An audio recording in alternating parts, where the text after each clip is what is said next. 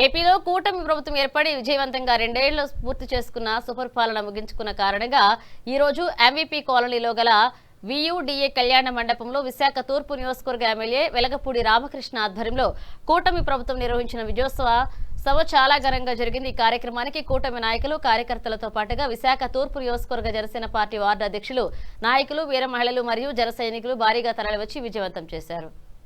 కార్మికులకు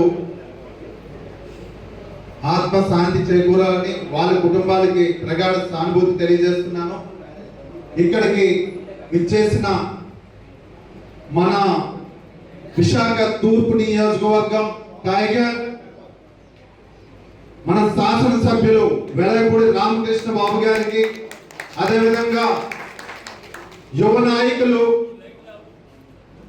VMRDA chairman Pranav Gopal గారికి, ఉమ్మి సన్యాసరావు గారికి, శివరామకృష్ణ గారికి, అదేవిధంగా బీజేపీ నాయకులకు అందరికీ కూడా స్వాగతం పలుకుతూ,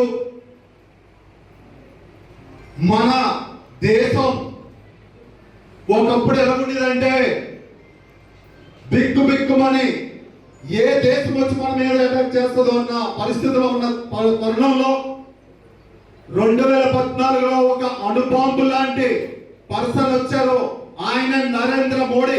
ఈ రోజు మొత్తం ప్రపంచం మొత్తం చూస్తుందంటే ఇండియా వైపు ఈ రోజు నంబర్ 1 స్థానంలో ఆ నాయకుడిని ప్రపంచమే నిలబెట్టింది। అలాంటి నాయకుడి అండతో ఇప్పుడు మన దేశం చాలా డెవలప్మెంట్ దిశగా వెళ్తుంది।